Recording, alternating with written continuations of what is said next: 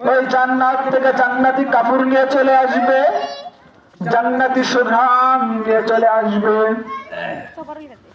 জান্নাতি কাপড় বিছিয়ে দিবে। এবার মালাকুল মউতকে ডাকতে বলবে, হে মালাকুল মউত, আপনি আত্মাটা আমাদেরকে দিয়ে দিন, আমাদেরকে দিয়ে দিন।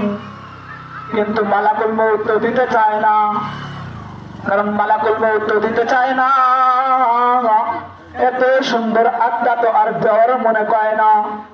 মালাকুল মউত ডাকতে বলবে, হে ফেরেশতার দল, এত সুন্দর আত্মা তো আমার দেওয়ার মনে করে না। কিন্তু মালাকুল মউতকে ডাকতে বলবে, ফেরেশতার দল ডাকতে বলবে, হে মালাকুল মউত, আল্লাহ তাআলার নির্দেশে তো আপনাকে দিতে হবে। কিন্তু মালাকুল মউত দিতে চায় না, কিন্তু আল্লাহ তাআলার নির্দেশে তো দিতে হবে।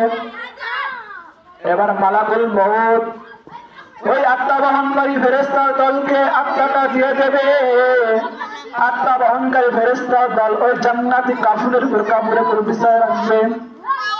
এরপর জান্নাতের সুঘ্রাণ ওই আত্মাটাতে লাগিয়ে দেবে।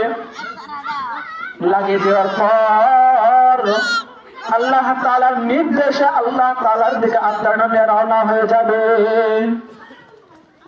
যখন আত্মাটা নিয়ে প্রথম আসমানের দিকে রওনা হয়ে যাবে, প্রথম আসমানে যাওয়ার পর প্রথম আসমানের ফেরেশতারা ডাক দিয়া বলবে, হে আত্মা বহনকারী ফেরেশতার দল, এই ইমানদারের আত্মাটা তোমরা কোথায় থেকে নিয়ে এলে?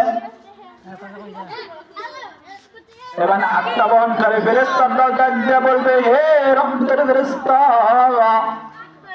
হে প্রথম আসমানের ফেরেশতা, তোমরা কিভাবে জানলে যে ইমানদারের আত্মা?